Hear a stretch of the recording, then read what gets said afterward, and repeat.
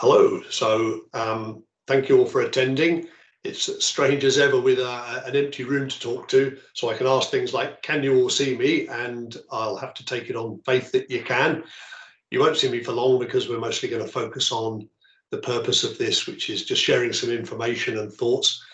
So I'll stick within the rules as Fanula said there, and this is really about getting some ideas out there, getting points of view, and offering people a few things that might nudge you in a positive direction and be helpful.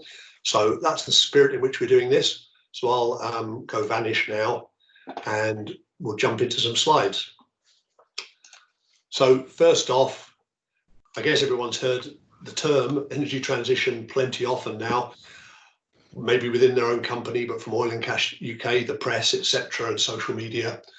So really, it's a pretty straightforward overall goal in that we want to get greenhouse gases down, which predominantly we're aware of things like CO2, but there's a bunch of other gases in there like methane, which are also highly impactful on the environment. So there's some legal stuff behind that, which we'll get into. And we're also seeing change in demand. So the demand profile for oil and gas has shifted quite a bit because of factors like pandemic, locking down airline industry, etc. And some of that I think will be with us long term. And of course, there's other uses of oil and gas which take a while to work out through the system. So we can't just turn it all off. We still need plastics and other byproducts. And we want to use gas, etc., and help us move away from other dirtier forms like coal. So there's societal pressure. And we see that as being a big warning that if we want bailout funds and all the rest, we have to show that there's a planned and measured and sensible way forward for the sector. There's economics there that investors, some of them are moving away from oil and gas, and that creates a bit of a vacuum there. You know, the money needs to come from somewhere. And technologies are improving. So some of the techniques around wind farms and solar and hydrogen production, these are all moving on quite a bit. So a number of forces really seem to be coming together at the same time. And we're just seeing that this is really, I present it as an opportunity.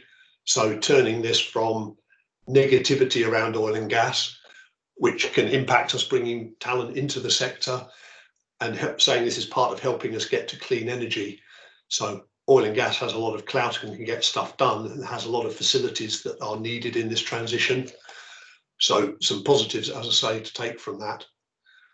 And I'm going to hit you with a whole pile of words now. So the top bit, what is the goal? Well, it's expressed in these terms: shift from fossil fuels, get to zero carbon by 2050. And it does break down then into different countries will move at different rates and different sectors within that. Different industrial sectors will move on. But broadly, that's what it is. That's a lot of CO2 to get rid of and a huge investment challenge. So 1 or 2% of our gross domestic product, which suddenly has shrunk, as we've seen with the economy getting squashed. So there's lots of investments to come in, and worldwide that's 18 trillion, which is absolutely vast, as I'm sure you'll agree. And looking down here, there's some blueprints which I'll share with you, and oil and gas will be tailing off, but probably in a longer period than some people might have anticipated. So there's stuff coming through like the energy white paper, which is delayed at the moment, and the sector deal, which is sort of working through with government at the moment, and will be launched from next year. So there are ways of getting help with this, but we need to move on, and a number of people are just cracking on with things anyway. There's a number of companies very active in this area. So rather than go exhaustively through this, you'll have access to all the slides anyway, and if you want sources for any specific data points in there, more than happy to plug that in for you. So here we're looking at what do Oil and Gas UK see. So production actually looking to increase. So we can see there's a slight rise forecast here, but the overall demand longer term will be dropping down and flatten out. So things need to change, but it's not completely bleak. It's not like it's falling off the edge of a cliff. So if demand recovers a little bit, we can see there being some money to enable us to get things done. As we look to what the Oil and Gas Authority's roadmap is, we're talking where we are now, you know, summer 2020, that we're working out what the prize looks like and who's doing what. There's lots of people working on lots of activities. lots of financials and taxes to consider. So there's people been gathering data, moving it around, sharing things, but it's been quite messy, I think. But at least that's showing it is coming to a point where all these things are crystallizing and landing. So it creates the environment for more of these projects to happen, as there's a bigger framework to connect to. As we look where we are, Oil and Gas UK has very much been in the pandemic protection phase, just stop the wheels falling off everything, going into then recovery, but we're moving quickly from that into accelerating the net zero. So I've been part of a number of webinars where there have been hundreds of people debating whether things like the pandemic and low oil is going to derail and defer net zero, but the consensus has been no, from very many sources. If anything, we should push ahead faster with that. This has been a shock to the system, but we need to get this done. So this is some of the areas of the sector deal that's coming together. The Oil and Gas UK is steering. So we're looking at the UKCS basin there, get to net zero. How are we going to do this?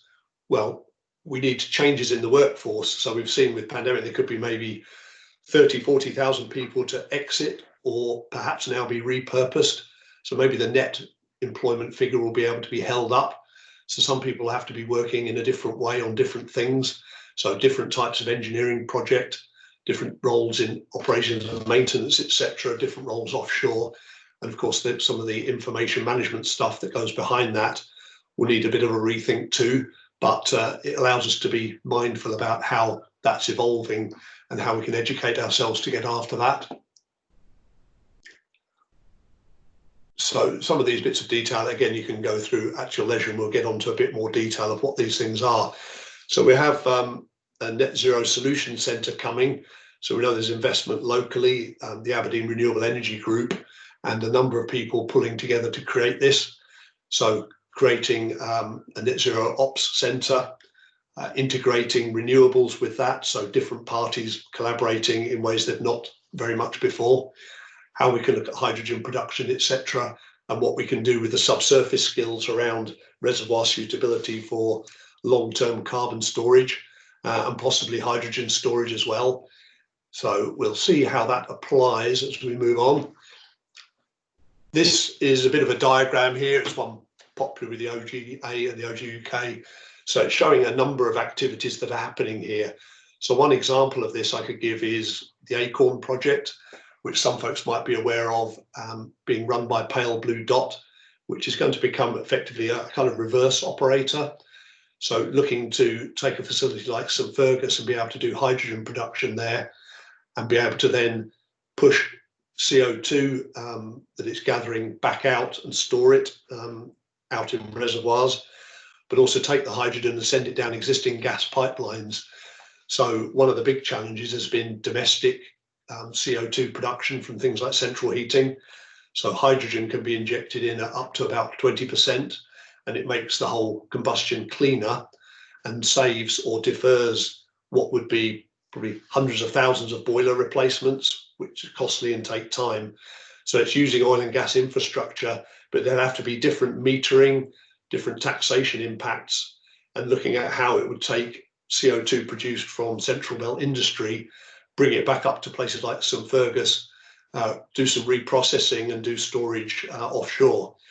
So these are quite radical things and major capital projects in their own right, and would impact on whether some wells are plugged and abandoned or could be brought into this infrastructure, and use of pipelines, where they are and what state they're in, and using them in a different way that's more outbound than inbound. So all these things are sort of happening, and they will raise questions about what things are, where they are, how they're operating, data gathering, analytics and analysis of such, engineering wise and subsurface. So lots of factors coming in around this, which hasn't been corralled, particularly at the moment. So how is that going to cause operators to change? So I think there's different perspectives based on what type of operator you are, and everyone's in different positions. But if we look at the drivers behind, say, a national oil company, they have a principal thing usually that they've invested in a region, because they want to guarantee energy security with national interest. The super majors have that whole social side of things and investor confidence. So we've seen people making big investments there and keeping that together, making lots of public statements, which all need to be held good. But we see the example I've listed there with Total and SSE Renewables for the Sea Green wind farm project off Arbroath. That's a massive project with Total taking a controlling interest. So this is not policy statements, it's stuff that's converting into large-scale activity. And we'll have a number of independents who are in various different states of financial pressure right now and shareholder pressure. So they'll have to make the cases that this is worth doing. And some of them have a dependency on, well, they haven't got enough fuel gas to do enough secondary recovery or enhanced oil field recovery. So using electrification might be another way of extending the life of some late life assets. So it has all sorts of different roles to play. And we'll also see some new entrants who have slightly different business models and will join the mix too. And across that, the supply chain is broadening and getting more complex. So all of these people are going to have information challenges. So to get onto those specifically, the open subsurface data universe sounds a fine thing. It's open, it's a data universe, but it's subsurface, which now seems to be slightly a misnomer because it's very much moving in a direction of real-time data, topside engineering asset type information as well. So that's one to keep an eye on, and there are active sessions running now with a charter being evolved for what that data model ought to look like and ought to include.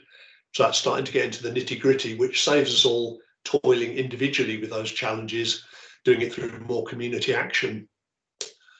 And if we look over on the capacity side, it's just recently been published that Pale Blue Dot with the Oil and Gas Climate Initiative have put out a database. So you can basically look around the world and see what the kind of options you have for storage are. So of course, this is an opening statement, but things like that would maybe evolve into the way the National Data Repository has been when that moves to version 2 within the next year. So that's going to have to start looking at how that capacity is being used. So what's gone in there, is it staying there successfully and doing capacity and demand management? So all these pools of information are moving along. So I'd say being mindful of that is important and trying to avoid everyone doing just too much independent action. On a number of these images, I've put some links. So when these are shared as a slide deck, you can click on them and go visit them. If we look at the pathway to net zero, this table, again from Oil and Gas UK, starts talking about specific things that will be going on, what will actually be happening to make this real. So we're trying to turn it from the big high-level sounding energy transition into detailed programs of activity. So we'll be seeing more digital dashboards, more use of data to support machine learning and AI. So of course, if everyone's trying to build their own dashboards with different data sets, that sounds good, but kind of hard. So it's better if we could get more standardized schemas and work on classification of equipment and sensors, etc. It all means we can start to pull together, and the chance then of sharing dashboards or pooling that effort would seem to be a productive way to go. So looking at discovery, I've brought my little meme in here of here's one view just from the Energy Integration Project in the UKCS. As you'll see there, quite a lot of players, including the esteemed Robert Gordon University and many others, BASE, OGA, etc. Lots of players, all no doubt with different things to bring, different perceptions and agendas. So everyone's recognising there's a job to do and lots of data running around, but it feels like the energy transition cheese has commenced its precipitous descent down the hill, and everyone's fleeing after it with varying degrees of success. But I think the degree it's been painful for quite a lot of people could be made easier. This illustrates that too. So again, it might be a little bit tiny for you to read through this medium, but there are just so many organisations there. So the IM forum, I propose that we sort of look into this and see who wants to play and share what they're doing and look at ways to collaborate. So Dan Brown is helping pull that together with myself and Stephen Ashley of the OGA. So we'll look at, sorry, the OGTC. We'll look at what these are in terms of standing, who's doing what, and try and clean up that landscape. But I think it's just too difficult to do all that cheese chasing on your own. So if people can bring in their thoughts, a willingness to engage, then we can work out how best to get this done. And that was collaboration with the university as well, or the SPDM and others. It's just good to take stock, see that this is moving, and start to map out how to be. And if we look here at energy transition itself, turning it from mystique and strangeness into regular stuff. So we're used to these worlds here on the subsurface side, particularly reservoirs and wells. Then we move into upstream engineering, the facilities, etc., the infrastructure like pipelines, and a bunch of other background corporate finance, etc., stuff that weaves through that. So in most of these, you'll see carbon capture, yes, all across the board. And a lot of the others like hydrogen and wind, yeah, they don't have wells associated with wind, but everything else they start to be active and important in. More details in this report if you care to read, but that's quite a useful graphic. We found to help people understand that this is perfectly understandable and we can see where the pressures may be going to come from. So we're looking at these things, what might you need to do? So, well, there's certainly going to be new processes going on. So I might change gas turbines out for things that are electrically driven in whole or in part. So there's going to be changes, engineering change management to worry about. There's going to be carbon captured storage. So that reservoir suitability and monitoring is a key part. There could be acquisitions here. So we've seen Total take a controlling interest on a project, but it might go further that Total also happened to buy a battery company. Other firms are maybe looking to buy in rather than contract out these services. And I think in the energy transition market and the way the climate is, a number of people might feel that this is too hard of a challenge. So a number of assets may yet change hands between operators. All of that creates quite a pressure on information management in the subsurface and topside areas jointly. So M&A going on, lots of modeling, so visualization, gathering of data, the application of data science is big, and regulatory pressures increasing. So carbon targets, taxation, metering is all going to have to get modified, and people to work out, are they reporting in the right way to the right bodies in the right time, and understanding the consequences. And in all this, looking for opportunities to do things more collaboratively and more effectively. So the popular topics of digital transformation and collaboration, they're all in the mix too. So what should you do with all that? First off, well, these are my thoughts really.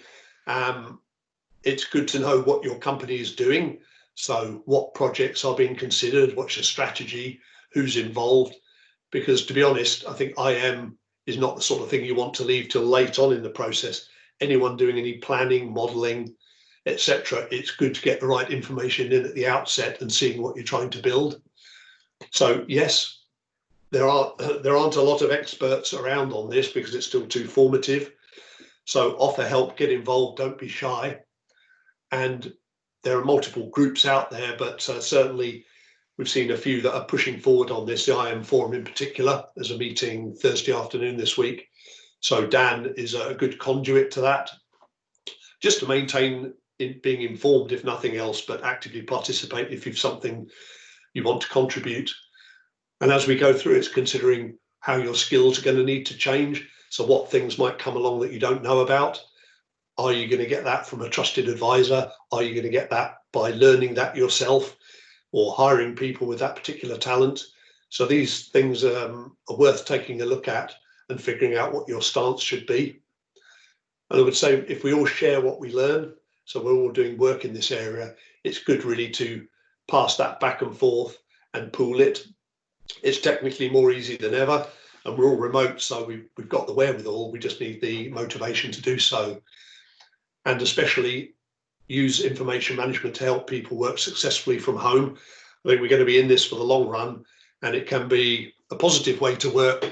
It's got its downsides, I'm sure, but certainly IM can be seen to underpin everything else by being done well, put the right information in the right people's hands at the right time. It's just that our audience for that, I think through energy transition, has just expanded a chunk. So time-wise, I think that takes us more or less up on time. Just to say that's quite a lot of blurting of things from me and my perspective on this. So just seeing if people have particular questions, I'll hand it back to Fionnuala to manage that.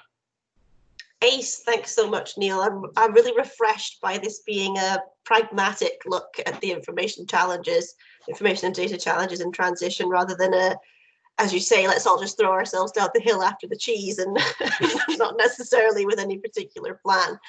So I invite anyone, you are free to unmute yourself if you like to voice your question. Equally, you can type it into the chat. And if you are struggling to word it, you can raise your hand to just warn us that somebody still has a question that they haven't hit submit on yet.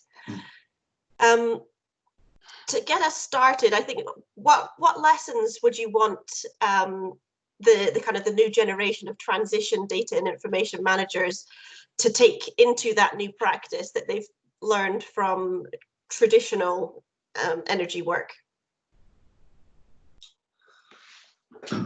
I think there's a tendency for us to go and apply our skills and start inventing things. So rather than do that, commence down the hill on the cheese, it's just lift up your eyes and know the disciplines of how to ask questions, you know, what's needed and why, what's its relevance, what's the value of that information. Because still we see too much people saying, oh, its various guises to be treated as a poor relation, it's just a cost burden, etc. But that's because we're not understanding necessarily the business value of it up front. So I think there's a chance to re-engage ourselves here, to put a kind of businessy slant on how we approach these things, to make it easier to pull through the work later. I think a lot of the skills and disciplines we have are perfectly applicable as they are. Maybe a bit of new language to incorporate. That's just my take on it. Mm-hmm. Yeah, I think one of the things we maybe should be doing is reminding ourselves we still have a competence, we still have a skill set, we're still valuable professionals in the field, and the fact that the industry is going to be changing significantly doesn't necessarily change our core professional identity. Absolutely, and for instance, an engineer is an engineer, so they might be applying themselves in one way, but they are problem solvers with a particular skill. So there are lots of other areas where people are going to have to change, and that's partly, I guess, how we'll maintain employment headcount here, but people would need to just be given a slight new twist and a new impetus. Mm-hmm. I'm not seeing additional questions being asked, so I'll keep abusing my position and ask mine. Oh no, there is a hand raised somewhere. I can't see the icon. Okay, Sakthi has asked, yes. Would you recommend any specifically building up basic knowledge of renewables sector and start to familiarize ourselves with a new data set? Any specific resources to build up knowledge of data sets? I would temper that by saying, work out the specific area of interest for your company. So some people, if we look at Neptune, they've been working on the Powerboy system. So this is a floating wave energy electrification technique. A lot of others have been doing electrification from onshore. Some others are looking at floating wind. So Equinor's High Wind project being an example. Total and Equinor are looking at the Northern Lights carbon capture project run out of Norway. So I think that gives you a bit of a bias, and from that you can know, oh, if it sounds like wind related stuff, then there's specific organizations out there that focus on the wind sector or wave energy or such. So those groups I listed there are a good touch point. So they have events and webinars, so you can start to learn who's active there and build a bit of a network. I think we're trying to make that easier by mapping it out and creating pathways there to feed the questions through. Great, thank you. Emmanuel has your hand raised.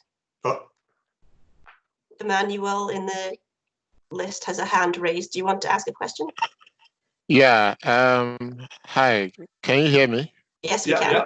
Okay, excellent. Thanks, Neil, for the great presentation. Although the slides weren't very good, but I mean we very clear steps which we clearly painted a clear picture.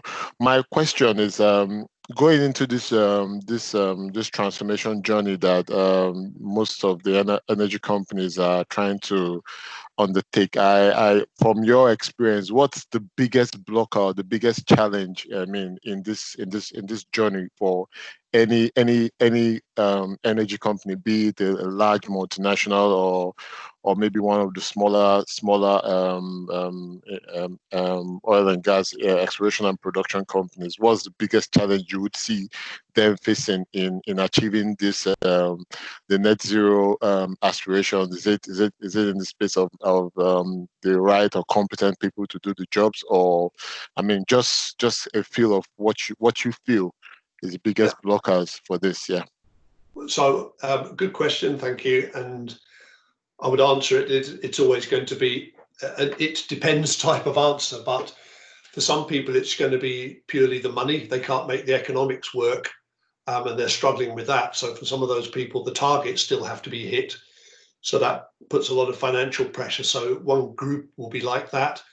Some of the other is cultural and behavioural. You know, has the company grappled with this? So we've seen top people, CEOs, a number of the biggest oil companies out there.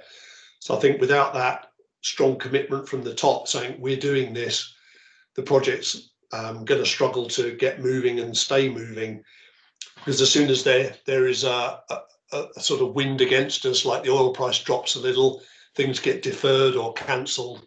So that will from the top and that public commitment, I think, is really important.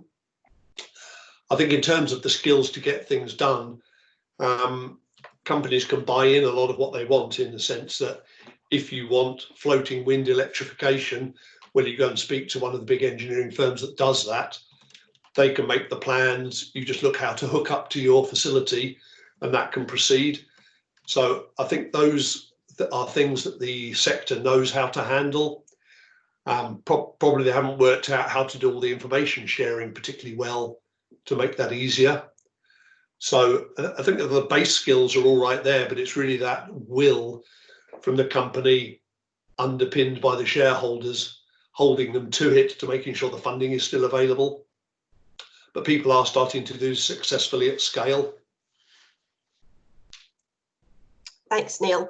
I'm conscious that we're at past now. There is one other question that's been asked in the chat, asking about feedback from renewable energy companies when they've accessed oil and gas data sets. Are they impressed? Are they looking for things to be reformatted? I'm conscious that goes a bit beyond the scope of the session. So if there are any other attendees here who can comment on that, I invite you actually to join us in the SPDM Slack site. I've just put the invitation link into the chat box because we do continue various conversations on a zillion different topics in the Slack site. Anyone who wants to ask other questions, please do share them there. I think I don't want to steal any more of your afternoons from you. So Neil, thank you very much for sharing your thoughts today. Genuinely, this is the first time I feel like our community's questions have been asked of the energy transition, and it really is kicking off the thought processes in my head, certainly. So thank you very much, and thank you everybody else for attending the session. Zachary, if you could end the recording, that would be great.